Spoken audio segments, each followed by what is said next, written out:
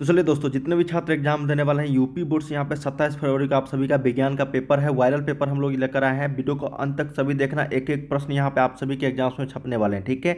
तो जितने भी छात्र यूपी बोर्ड से एग्जाम देने वाले हैं 27 फरवरी को क्लास 10th हाई स्कूल का, तो इन सभी छात्रों के लिए बहुत ही इंपॉर्टेंट होंगे। तो चलिए एक एक प्रश्न हम लोग देखते हैं। यहाँ पे ये प्रश्न आप लोग रहेंगे 70 मार्क्स के। टोटल समय दिए जाएंगे आप लोग को 3 घंटे 15 मिनट, ठीक है। चलिए एक एक प्रश्न हम लोग देखते हैं। यहाँ पे बताया गया है कि प्रारंभ के 15 मिनट परीक्षार्थियों को प्रश्न पढ़ने के लिए निर्धारित होंगे। 2 खंडों में आता है। पहले खंड में आपको ऑब्जेक्टिव रहेंगे, दूसरे खंड में आप लोगों को सब्जेक्टिव मतलब आपको लघु और दीर्घोत्तरीय प्रश्न रहेंगे, ठीक है। जहां से आप लोग को बहुविकल्पीय प्रश्न पूछे जाएंगे, जिसमें से आपको एक प्रश्न जो है यहाँ पे सही रहेगा, एक उत्तर जो आप लोग को OMR शीट पे इस तरीके से भरना रहेगा। तो चलिए हम लोग एक एक प्रश्न देखते हैं। सभी छात्र वीडियो को लाइक कर लीजिए, चैनल को सब्सक्राइब कर लीजिए, ताकि इसी तरीके से हम लोग नए सब्जेक्ट का नए वीडियो लेकर आएंगे तो नोटिफिकेशन आपको मिल जाया करेगा। तो सभी छात्र यूपी बोर्ड के जितने भी हैं क्लास 10th का विज्ञान का हम लोग यहाँ पे वायरल पेपर करने वाले हैं, जो आप सभी के एग्जाम्स में काफ़ी सारे क्वेश्चंस यहीं से छपेंगे, ठीक है। वीडियो को अंत तक सभी देखना।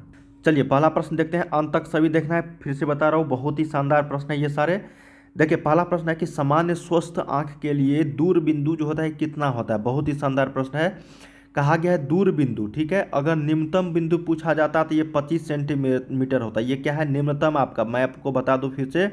निम्नतम बिंदु अगर पूछा जाए तो 25 सेंटीमीटर। जब दूर बिंदु पूछा जाए तो अनंत आपको लगाना है। क्या लगाना है, अनंत पे। तो एक का सही उत्तर क्या हो जाएगा, यहाँ पे डी करेक्ट हो जाएगा। कहा गया कि सामान्य स्वास्थ्य आंख के लिए दूर बिंदु जो होता है वो अनंत पर होती है, ठीक है। अनंत तक हम लोग देख सकते हैं। चलिए सेकंड नंबर प्रश्न देखते हैं। कहा गया कि प्रतिरोध आर के किसी तार के टुकड़े को 4 बराबर भागों में काटा जाता है। इन टुकड़ों को फिर समानांतर क्रम में संयोजित कर देते हैं, ठीक है। यदि तुल्य प्रतिरोध आर डैश है तो आर बटा में आर डैश का जो अनुपात होगा वो कितना होगा। काफ़ी शानदार प्रश्न है ये भी। देखिए कहा गया कि कोई प्रतिरोध है जिसका आर मतलब कोई प्रतिरोध है टुकड़ा जिसका प्रतिरोध आर है, ठीक है ना, उसको 4 बराबर भागों में क्या कहा है, काटा गया है। तो इन टुकड़ों को फिर समानांतर क्रम में संयोजित कर दिया गया है, ठीक है।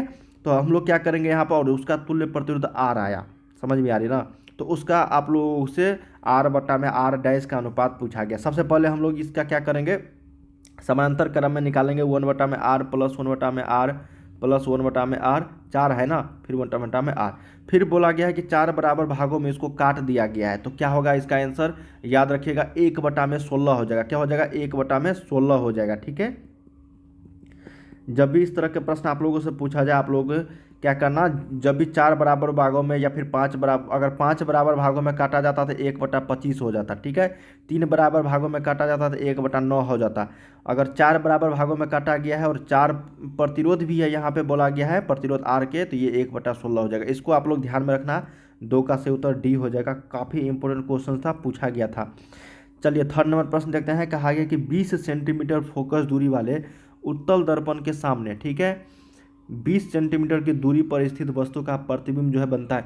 देखिए एफ का मान दे दिया गया है 20 सेंटीमीटर, और ये उत्तल दर्पण की बात हो रही है यहाँ पे, तो 20 सेंटीमीटर यहाँ पे हो जाएगा। और उसके बाद यहाँ पे कहा गया है 20 सेंटीमीटर की दूरी पर, तो इसका मतलब यू का मान दे दिया गया है, ठीक है, कितना, 20 सेंटीमीटर। तो हम लोग भी का मान ही निकाल सकते हैं, ठीक है। हम लोग यहाँ पे प्रतिबिंब की दूरी काफ़ी अच्छे तरीके से निकाल सकते हैं, ठीक है, फार्मूला दर्पण सूत्र से। तो सही उत्तर इसका मैं बता देता हूँ, इसका आंसर होगा 10 सेंटीमीटर दूर। क्या होगा, 10 सेंटीमीटर दूर पर दर्पण के पीछे बनेगा। क्या बनेगा, दर्पण के पीछे, क्योंकि उत्तल दर्पण की बात हो रही है। तो उत्तल दर्पण में क्या होगा, दर्पण के सामने तो होगा ही नहीं, अनंत पर भी नहीं होगा, और इनमें से कोई ने भी नहीं होगा। तो सही उत्तर क्या हो जाएगा यहाँ पे, 3 का ए। जब भी उत्तल दर्पण की बात आए तो हमेशा क्या करना, वो दर्पण के पीछे बनता है, ठीक है ना, ताकि वो गाड़ी में लगाया जाता है, आपको पता ही होगा कि स्पष्ट दृश्य को देखने के लिए। चलिए फोर्थ नंबर प्रश्न देखते हैं। इसका 3 का सही उत्तर ए हो जाएगा। कहा गया कि प्रिज्म से श्वेत प्रकाश की किरण के गुजरने पर सबसे अधिक विचलन किस रंग का होता है। देखिए ये आपका प्रिज्म है। क्या है, ये आपका प्रिज्म है। यहाँ से हम लोग श्वेत प्रकाश गुजारते हैं तो सबसे नीचे में आपको क्या होगा बताओ, सबसे नीचे में आपका जो होता है वो यहाँ पे बैंगनी होता है, और सबसे ऊपर में क्या होता है आपका लाल होता है। मतलब सबसे ज़्यादा जो विचलन होता है वो किस रंग का होता है, तो बैंगनी रंग का होता है। किस रंग का होता है, तो बैंगनी रंग का। और सबसे कम अगर पूछा जाए, सबसे इसका लाल रंग का होता है, सबसे कम। 2 क्वेश्चन यहाँ से बनता है, दोनों क्वेश्चन मैंने आपको बता दिया, ठीक है। चलिए अगला क्वेश्चन देखते हैं, 5th नंबर।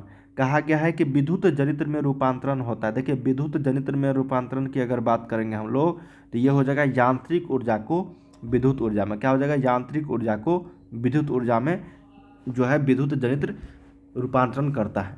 6 नंबर प्रश्न देखते हैं। कहा गया किसी चालक में 2 एम्पियर की धारा प्रभावित हो रही है, ठीक है। तो 2 सेकंड में चालक से गुजरने वाले आवेश की जो मात्रा होगी, ये फार्मूला बेस्ड क्वेश्चंस है। आवेश की मात्रा यहाँ पे पूछा गया था, हम लोग जानते हैं Q बराबर होता है I इंटू टी। क्या होता है, I इंटू टी। तो क्या हो जाएगा यहाँ पे सही उत्तर 2 गुने 2 4 कूलाम हो जाएगा। क्या हो जाएगा यहाँ पे I का मान एम्पियर का 2 है और यहाँ पे समय का 2 है, तो 2 दूनी 4 कूलाम यहाँ पे हो जाएगा। ऑप्शन नंबर यहाँ पे 6 का ए जो है ये करेक्ट हो जाएगी। चलिए फटाफट करते हैं हम लोग 7 नंबर प्रश्न। अगला है कि एक पारदर्शी माध्यम से दूसरे पारदर्शी माध्यम में प्रवेश करने पर एक प्रकाश किरण के लिए अपवर्तन कोण का मान आपतन कोण की तुलना में अधिक होता है, ठीक है। यदि प्रकाश की किरण क्या होगा, देखो एक पारदर्शी माध्यम से दूसरे पारदर्शी माध्यम में कोई प्रकाश की किरण प्रवेश कर रही है, ठीक है, और वहाँ पे अपवर्तन कोण का मान आपतन कोण की तुलना में भी अधिक है। तो इसका मतलब वो जो जो प्रकाश का किरण है वो किस माध्यम से किस माध्यम में जा रहा है, यही चीज़ हम लोग को यहाँ पे बताना है। जब भी अपवर्तन कोण आपतन कोण की तुलना में अधिक होता है तो इसका मतलब है दोस्तों वो सघन माध्यम से विरल माध्यम में जा रही है, ठीक है। क्या होगा, सघन माध्यम से विरल माध्यम में। तो ऑप्शन नंबर यहाँ पे क्या हो जाएगा, ए, ठीक है ना। अगला प्रश्न देखते हैं। अब यहाँ पे ख खंड में जा रहे हैं हम लोग, केमिस्ट्री का प्रश्न। अगला है कि दिए गए चित्र में दिए गए अभिक्रिया किस प्रकार की अभिक्रिया है, Fe2 प्लस O3। देखो इस तरीके से लिखा गया है Fe2O3, ठीक है, प्लस आपको 2Al, जो यहाँ पे बन रहा है आपका Al2O3 प्लस आपको 2Fe, ठीक है। ये अभिक्रिया बताया गया भाई।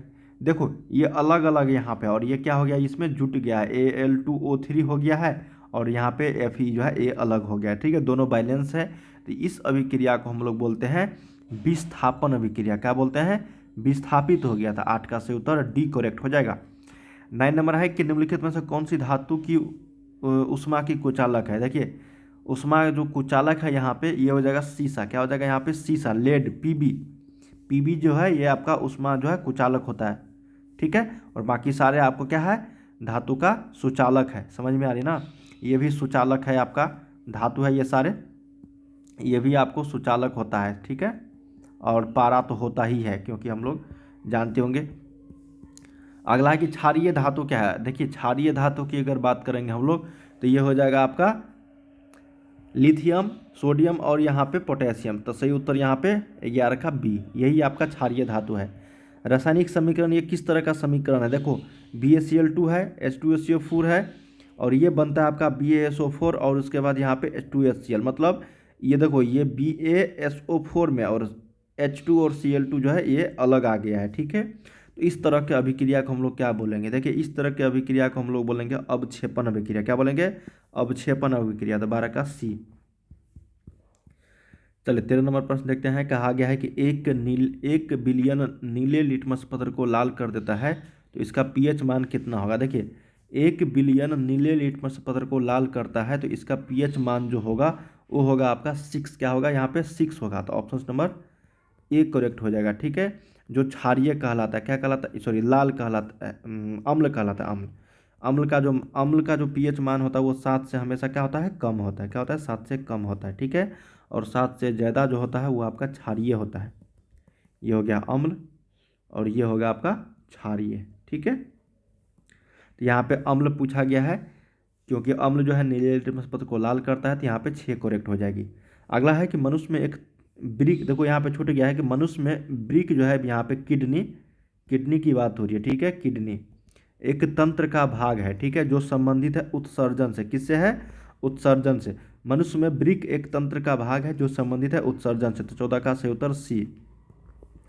15 है कि सुपोषी पोषण के लिए आवश्यक। देखिए सुपोषी पोषण के लिए आवश्यक जो है वो आपका क्या हो जाएगा, यहाँ पे बताओ।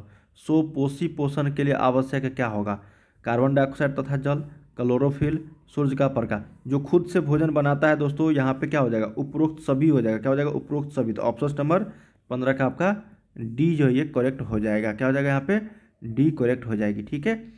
चलिए अगले प्रश्न की हम लोग बढ़ रहे हैं।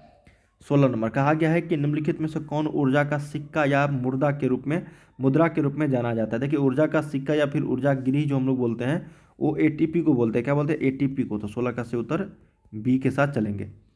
चलिए 17 नंबर देखते हैं कि जैव विकास का सिद्धांत प्रतिपादित करने वाला वैज्ञानिक का नाम क्या है। देखिए जैव विकास प्रतिपादित जो किया था वो चार्ल्स डार्विन किया था। तो ऑप्शन नंबर यहाँ पे क्या हो जाएगा? 17 का ए सही उत्तर हो जाएगी। चलिए 18 नंबर प्रश्न देखते हैं। कहा गया है कि पदार्थों में जाइलम का कार्य क्या होता है। देखिए दो प्रश्न पूछे जाते हैं, एक तो जाइलम और एक दूसरा होता है एक फ्लोएम। क्या होता है? फ्लोएम। ठीक है, जब जाइलम पूछा जाए तो जल का संवहन हो जाएगा। ठीक है, ज से जाइलम, ज से जल। फ्लोएम पूछा जाएगा तो ये हो जाएगा भोजन का। समझ में आ रहा है ना? फ्लोएम जो हो जाएगा भोजन का। तो फ से फूड यहाँ पे, यहाँ पे फूड मतलब भोजन, और फ से फ्लोएम। ठीक है, जल से जल और यहाँ पे ज से जाइलम, ये दोनों याद रखिएगा। तो 18 का सही उत्तर यहाँ पे बी, क्योंकि जाइलम पूछा गया है। 19 नंबर कि निम्नलिखित में से कौन सा जीन प्रारूप शुद्ध गोल बीजों को प्रकट करता है। देखिए शुद्ध गोल बीजों को जो अगर प्रकट करेगा वो आपका हो जाएगा RR। क्या हो जाएगा? RR। ऑप्शन नंबर यहाँ पे 19 का डी। 20 नंबर देखते हैं कि हीमोग्लोबिन महत्वपूर्ण भूमिका निभाता है। देखिए हीमोग्लोबिन महत्वपूर्ण भूमिका निभाता है, ये निभाता है शोषण में। किसमें? शोषण में। तो ऑप्शन नंबर यहाँ पे 20 का क्या हो जाएगा? ए। तो हम लोगों ने यहाँ पे आप सभी के एग्जाम्स के लिए यूपी बोर्ड एग्जाम में जो आप लोगों को 20 ऑब्जेक्टिव क्वेश्चन पूछे जाएंगे उसका हम लोग यहाँ पे सोल्यूशन किए हैं। ठीक है, जो आप सभी के एग्जाम्स में यहीं से कई सारे क्वेश्चन देखने को मिलेंगे। तो चलिए हम लोग एक एक प्रश्न यहाँ पे देख लिए हैं। सब्जेक्टिव और लघु और दीर्घोत्तरीय प्रश्न हम लोग अगले वीडियो में कवर करेंगे। तो सभी छात्र वीडियो को लाइक कर लीजिए, चैनल को सब्सक्राइब कर लीजिए। 27 फरवरी को आप सभी एग्जाम्स में छाप देना जाके। काफ़ी सारे क्वेश्चन मैंने आप लोग के यहाँ पे बता रखे हैं। ठीक है, इससे भी अच्छे अच्छे क्वेश्चन मैं आप लोग को लेकर आने वाला हूँ। सभी छात्र लाइक कर लीजिए वीडियो को, चैनल को सब्सक्राइब कर लीजिएगा। चलिए मिलते हैं हम लोग अगले वीडियो में।